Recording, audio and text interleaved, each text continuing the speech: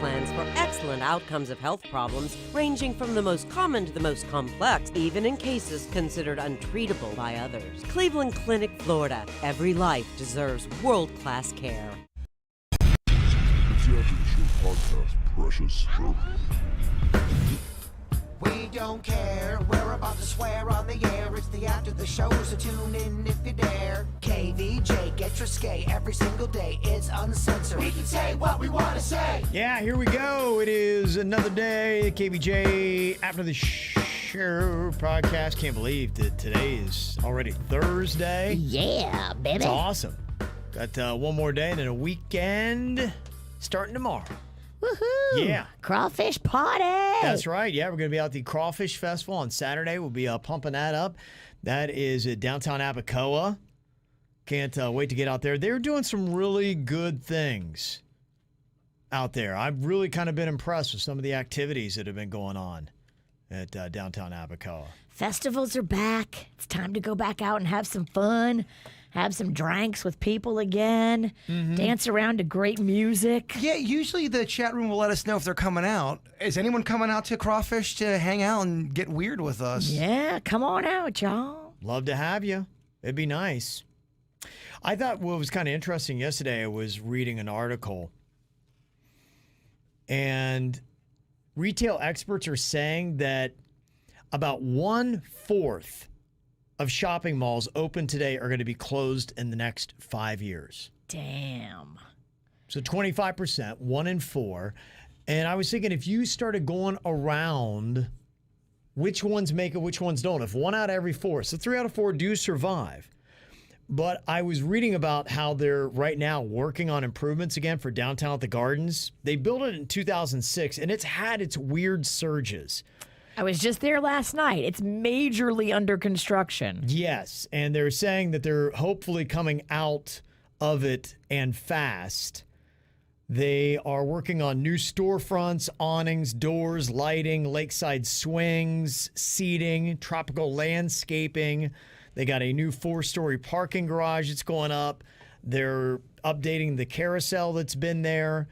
They're going to be bringing in Subculture Coffee in late summer. They got a healthy lifestyle company with a rooftop beach club that's opening up in the spring. Sometimes I'm dumb. What does Subculture Coffee mean? It's a brand. It's a brand. They have a couple of different coffee shops. They just closed in Del Rey. I used to go hang out there. It was real, just kind of chill. It's kind of like a Starbucks, but you know, hipper. It's a little bit more eclectic and funky. Yeah. There's one up in Harborside. Okay, so it would fit in great then. Trendy, hip. You go more funky. And they're going to be kicking off their summer Friday night concert series this week. It runs through August. I know they had some success because they really jumped on that cover band thing pretty early. And people were coming out there. But if I had to say, I'm sorry, if there's any malls that we're looking at, I think the outlets, they are doing strong. Yeah, Palm the Beach outlets are doing well. very well. I love going out there. There's so much shit. Yeah, they're just jamming. I think that is maybe the safest mall that we have. And they got deals, too. People like a deal. Yeah, Boynton Beach Mall, I think, is just about done. I think they're working on trying to change up that whole scene of what they're doing. Rosemary Square, which was City Place, they're trying to do a lot of different things to try to save it.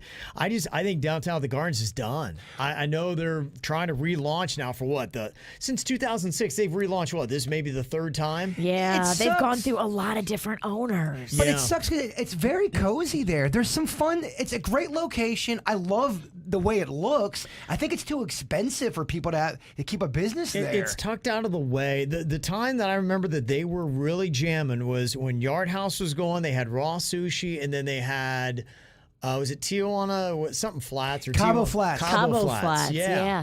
I was just at that Voodoo Bayou last night, and that place was packed on a Wednesday. Good. They were killing it on a Wednesday. I loved walking around when there was a lot of people. When it was really jamming, it was very cozy to go to.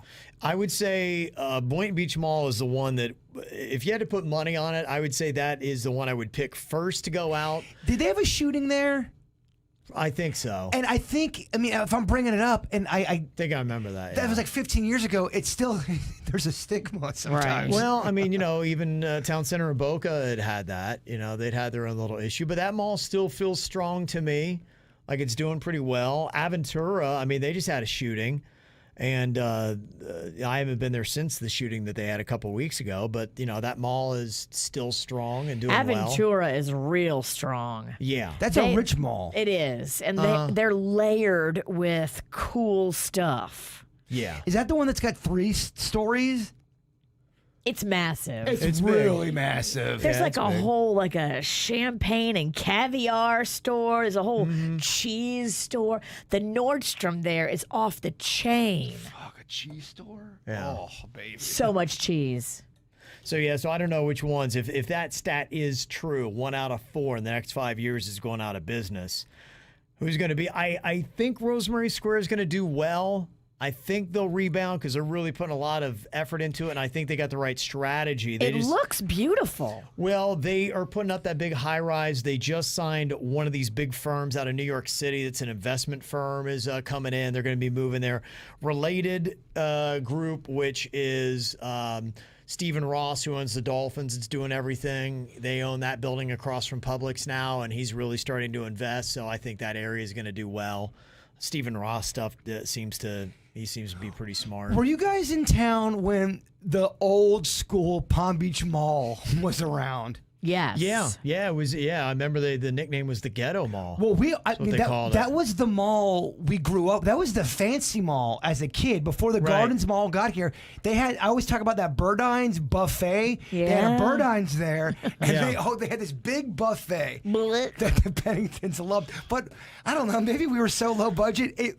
To us, it was fancy. What I saw, I kind of even was reading a little bit of a history of it. The Twin City, I think, kind of started off the malls in Palm Beach County, and then the Palm Beach Mall trumped that. So it seemed, if you grew up here, the Palm Beach Mall, when it opened, it was fancy comparatively. Twin City Mall, great. I wish you guys could have seen the Twin City Mall in Lake Park. It was fucking weird. It was a weird mall. And well, Lake Park is weird. It is. It's like Twin Peaks. It's a very bizarre. They saw Jeffrey Dahmer's picture on the news for eating all the people. Yeah. They go, holy shit, that's the guy that tried to kidnap me. Damn. And they even tried to link him to the Adam Walsh murder. Oh, really? Because he was living down in South Florida at the time when Adam Walsh went missing. Yeah. And he had access to a blue van. Yeah. Which was what people saw. Malls were a great grab and abduct kind of place. Yeah, man.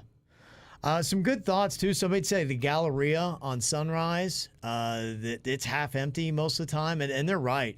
Remember that? We were always there. Well, we go there to the Blue Martini. Yes. And, I went in there a couple of times like, the Galleria, I could see that being one of the ones that closes. Totally. Sawgrass Mills, I think, will stay. It's so cool. Yeah, I think the outlets and the outdoor kind of walking around works. They've got some good restaurants there, and... Is it really that cheap at the outlet, the one in Sawgrass? If you go out there, is it worth the drive?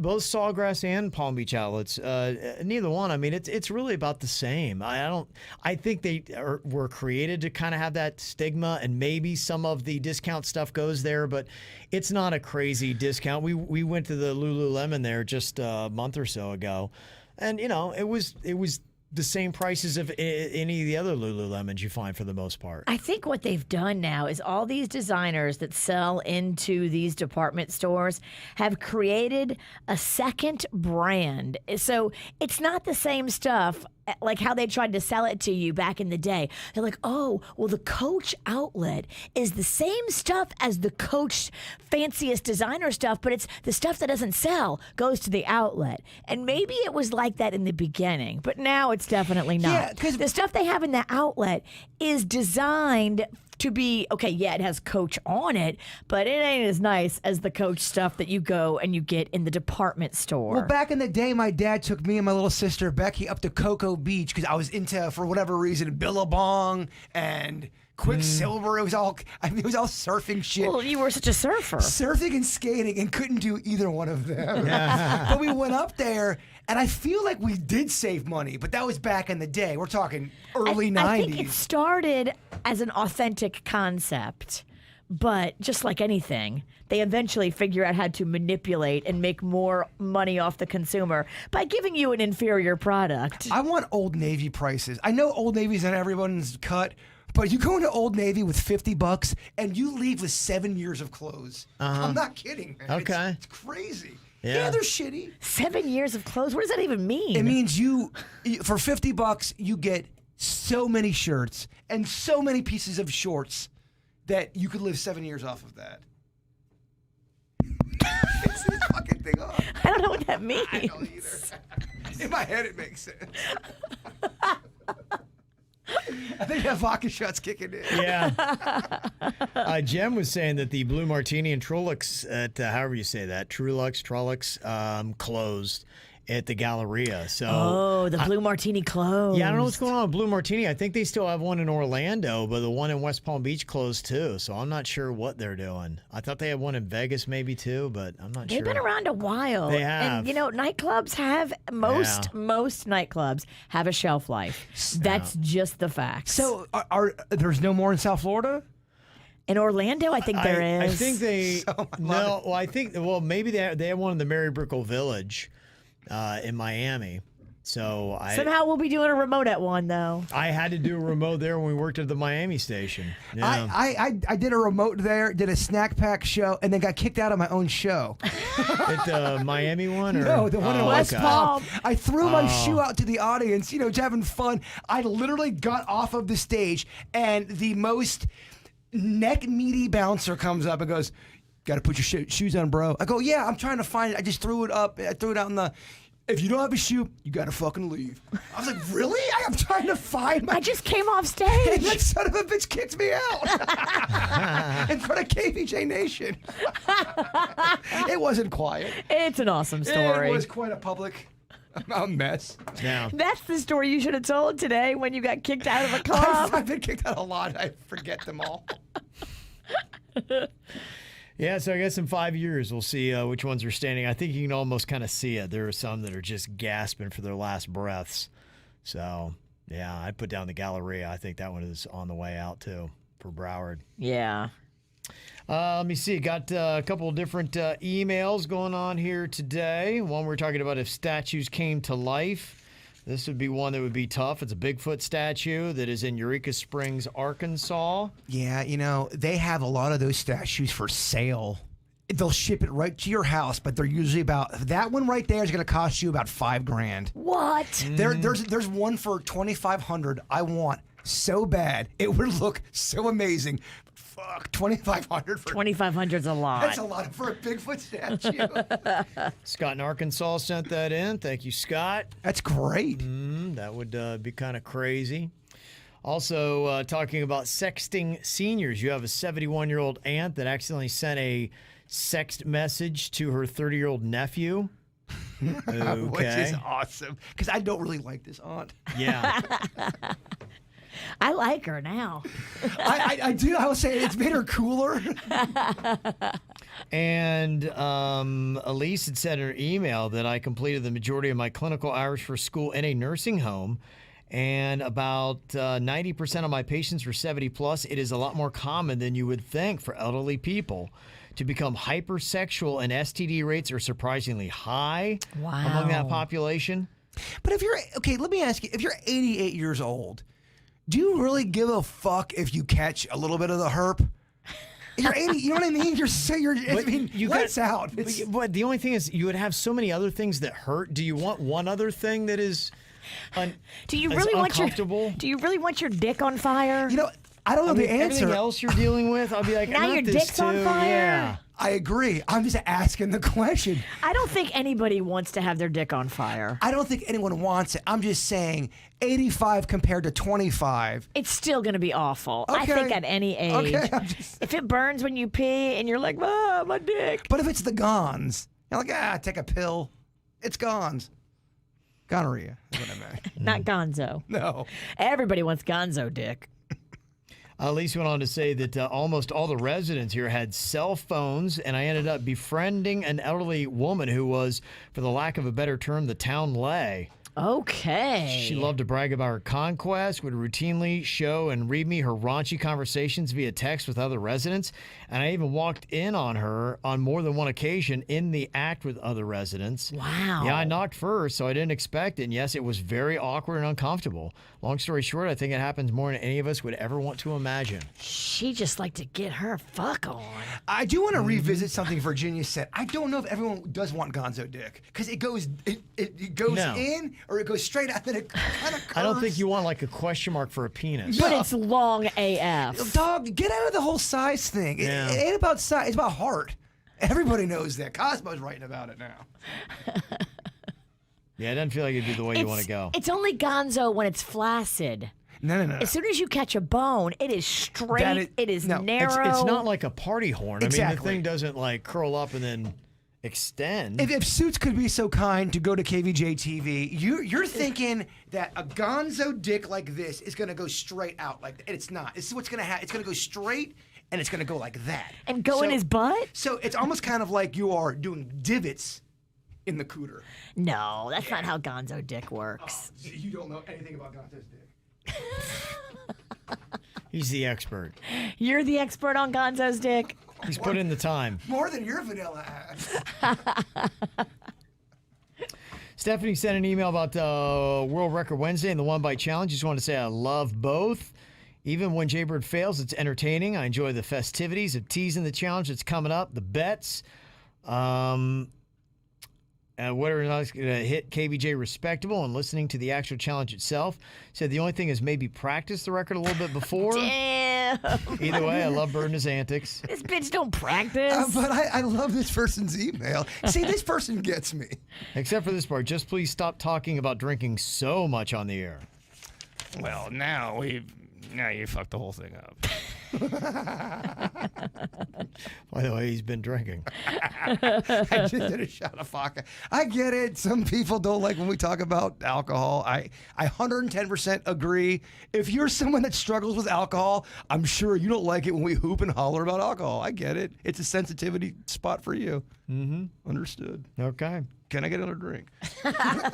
That being said, who's ready to make me a bird bomb? You do you and hate me talking about alcohol, and I'll do me and continue to drink alcohol. And if we all could do that, we'd all be in peace. That's right. There's a couple different pizza headlines. I'm not sure if I'm impressed with either, but if I had to say one is better than the other, tell me which one you are more impressed with.